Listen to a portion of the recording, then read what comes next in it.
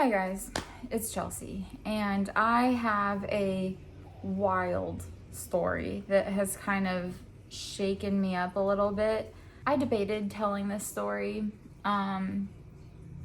because of the gravity of the situation, what happened, but it might affect the next little chapter of my life, and so I just need to talk about it. I want to get it out there. I want to hear your opinions on it. I'm really close to a lot of the people that subscribe to me. Weirdly, I've kept such a good relationship with so many of you, and you guys have followed my life for the last 3 years, and I've always tried to be really transparent about what's going on. I just want you guys, I just need to tell you what happened, and to the people that have always been so close to me on here, I want your opinions. Because I don't know what to do with this information. Nothing like this has ever happened in my life. Let me just get straight into it.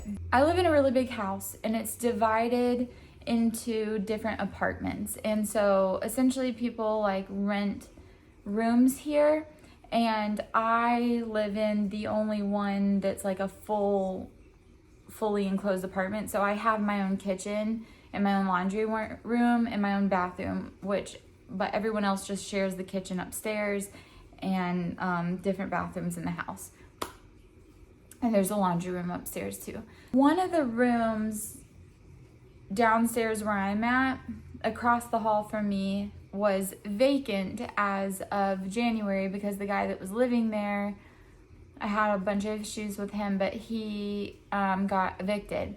And so in order to have a little bit more control over who I was around and who I was sharing like a hallway with, I decided that I was going to rent that room myself, and then I was going to put it up on Airbnb to kind of get the experience of how to use Airbnb, but also that way I had a little bit more control over who was there, which, reflecting on it now, is really wild because it doesn't matter. It doesn't matter how much control you have.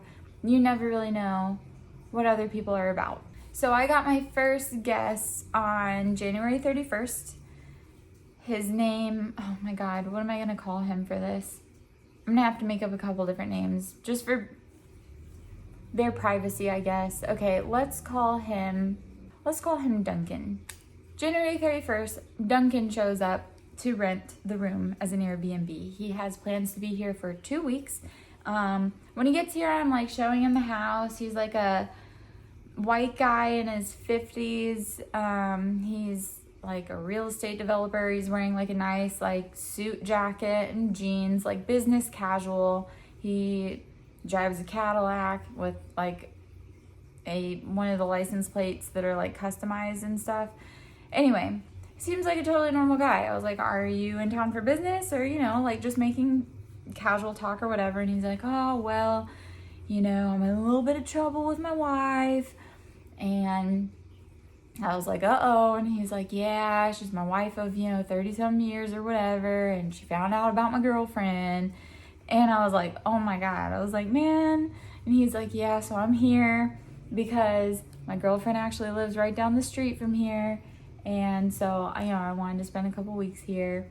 But, it's that new love, and we're in the honeymoon phase and all that kind of stuff. And I was like, in my head, I'm just thinking, like, this is not my business. I'm just going to mind my business. He's doing what he's doing. He's going to do what he wants to do one way or another. So I'm just not going to get involved with this, And, but he seems like, other than that, like a totally normal dude. And,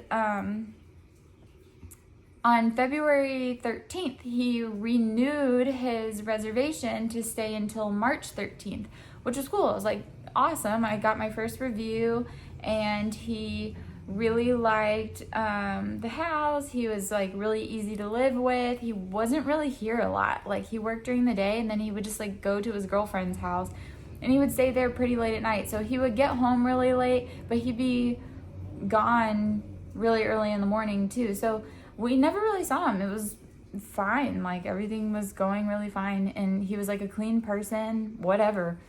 And so I was like happy that, you know, I had a decent person to share a hallway with. 4 or 5 days ago, I got a phone call from Airbnb saying that we hate to inform you of this. Your Airbnb guest has passed away. And I was like, oh my God, you know, wow, what? And they were like, I was like, how? And how do you know that? And they said that they couldn't tell me what happened really, but they knew that law enforcement had gotten in touch with them and let them know, which was weird, but okay. And the guy was like, we need you to go into his room, gather his belongings, and take it to the police station so that his family can pick them up. And I was like, wow, what a bummer, but okay, you know, all right. So I got off the phone with Airbnb. I went into his room with my spare key, and everything looked really normal, clean, tidy. The bed was made, whatever. And the first drawer I opened by the nightstand to start putting his stuff in boxes, there were like 4 guns in there and some ammunition and a tracking device for a car. And I don't know, I wasn't weirded out about the guns really, because everyone in the South has guns. That doesn't shock me at all. Everyone down here has guns. So I thought to myself, well, I need to unload these if I'm going to transport them to the police station in a box.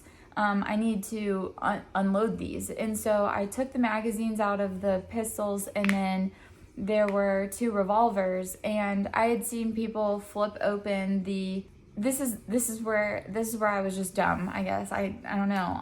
I had seen people flip open the little barrel that holds all the bullets and just dump them out. So I was like, okay, I'll just do that. So I like pulled the hammer back away from the spinny thing, and tried to flip it out so I could dump everything, but it wasn't working.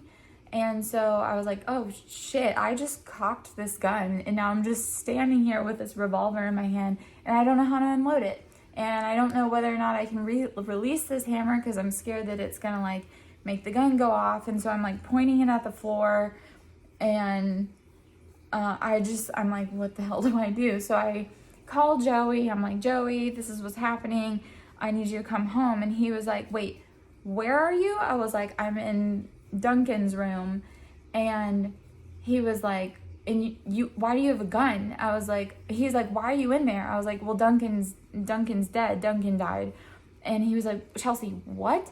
And so he came home about 30 minutes later, and that whole time I'm standing there like just trying not to let this hammer go. I didn't know what to do. I actually went into the yard at one point and tried to like fire it into the ground just to get it to reset, but it didn't work. Joey comes home and he unloads it, and then that's when I found the tracking device and stuff. After Joey came home, unloaded the gun, and was like, I'm not doing this. I'm not dealing with this. You know, do what you need to do, but I don't know what happened here, so I'm just gonna go. And I was like, all right. So he went back into our apartment, and I stayed in there and was like packing stuff up. And I found the tracking device. I found a re-key kit where you can like make a copy of keys that you don't have. I found some flash drives that had his girlfriend's name on it. Let's call her Christine. So there's a flash drive that says Christine on it. There's a burner phone, a laptop, some love letters, and like a list of affirmations like that he wrote, but from her perspective. So instead of an affirmation that says like, I am kind, I am worthy, it says he is kind, he is good to my kids, he is this, he is this. So it was like kind of weird, you know? And then I was just wondering, like, how did this guy die? Maybe he had a heart attack, you know, he's in his 50s. And every Friday, Joey orders us food.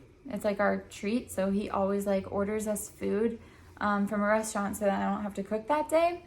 And the food got there, so I put everything down and was like, okay, when I'm done eating, I'm going to call the cops and have them come get these guns because I don't really feel comfortable transporting this many weapons and ammunition and stuff. It's not what I want to do. So I'm going to call the cops after we eat. And so I sat down to eat and everything. And Joey was like, telling me about his day like he always does. And he was like, man, my mom told me about, did you hear about that murder-suicide that happened in Rock Hill the other day? And I was like, no, actually. And he was like, man, wouldn't it be crazy if it was Duncan?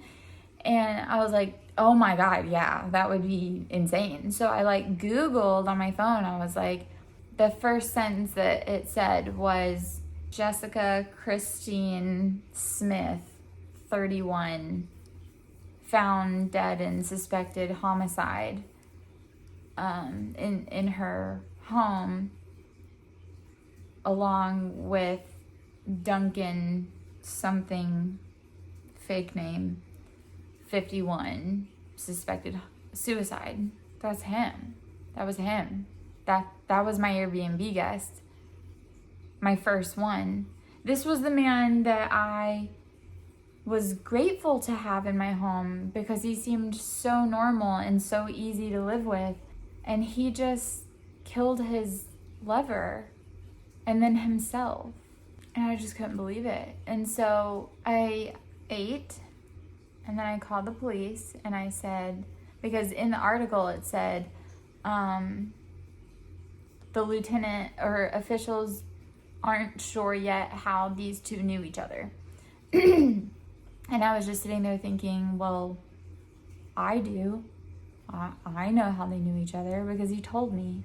So I called the police and I said, hi, I had an Airbnb guest pass away. His name is Duncan, fake name. And he was actually the one involved in the murder-suicide the other day. And I have a bunch of his stuff here, including some weapons, and I would prefer if someone came and got them so that I didn't have to go, whatever. And then I realized, wow, I just put my fingerprints all over all of these guns. So a police officer came out, took the guns, and I was like, if this is an ongoing investigation, do you want all this other weird stuff that I found? Do you want the love letters? Do you want the thumb drives, the burner phone, the laptop, the tracking device? Do you want all this stuff? All the medications, the Viagra, the needles with testosterone injections? Do you want this stuff? And they were like, oh no, we just want the guns. And I was like, of course you do. They left with the guns and they told me that everything else that he had there was abandoned property and that I should just sell it, and they weren't going to take his belongings for his family to come and get. And I was like, shitty, but okay. So I go back in the room after the cop leaves and I'm packing everything else up and I'm like, dude, what's on these thumb drives?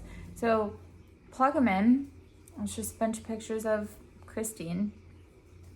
And, just weird. Plugged in the tracking device to see where it was and whatever. And so then me and my roommate, my really good friend that I live with, start speculating what happened. And we're like, okay, obviously had another gun that he took there, which explains the ammunition boxes that we found that didn't have matches for the guns that were in the house. And more than likely, maybe he found out that she was seeing someone else or whatever and got jealous and did what he did. I don't know. But as I'm going through everything else, the cop calls me back and is like, hey, I was just there. I'm standing in front of my lieutenant right now, and he says that it is an ongoing investigation and that I definitely need to come and get those love letters and stuff. And I was like, yeah, dude, probably. And so he comes back over an hour later and gets the love letters and stuff, and then leaves the burner phone and the laptop and everything else. Just takes the medication, love letters, thumb drives, tracking device, rekeying thing. Leaves everything else there. So the point is that I am currently facing the wall that I shared with that man. And I'm just kind of shaken that, you know, they always say it's never who you would suspect. And people always say what I'm about to say, which is you always hear about stuff like this happening, but it's always somebody else. And right now, you're hearing about this happening, but it's somebody else. It's me. It happened in my house. But I'm the somebody else this time. And it's weirding me out. I have a murderer's belongings in my house right now. And the very next day, I had to take one of my other roommates. I didn't take him, but I helped him into an ambulance. A lot happens in this house, and always so wild to me. But this takes the cake. This is at the top. This is some shit, you know? I'm just a little shaken because I feel like you never know who your neighbors are. You never know who your roommates are. You never know who anyone really is, because in times of extreme stress, they can do things that you never thought possible. And that's scary. I would really like to get out of the place I'm in. I would like to live in a house that I don't have roommates. I would like my own space, because that's a lot. So I need to make some money. And in my last video, I talked about building out some shipping containers, but before I start that, I am going to try to build out two van conversions and sell those, so that I have enough funds to start the shipping container builds. And so that's where I'm at right now. It's kind of what's been happening. That happened this weekend, and I'm uncomfortable. I'm just going to end the video here because I don't know what other way to end it except to say that's what happened this weekend. And I am currently trying to get rid of the stuff that he and the cops left in my house that belonged to him. So selling a TV, selling an iPhone, I'm selling some clothes, a men's Coach travel bag. That's it. Subscribe to my channel if you haven't already. Everyone that's subscribed and has been around for a while, talk to me right now, because I just need to hear other people's thoughts on this situation. I feel really weirdly alone in this because I haven't told anyone else in the house what happened. They just think he checked out and that he's gone, like that the Airbnb guest just left. So I don't know. Anyway, kind of using this as like a digital diary right now. Anyway, I'll see you guys next week. I do have a lot of videos coming up that should be cool and more van life oriented. Anyway, all right.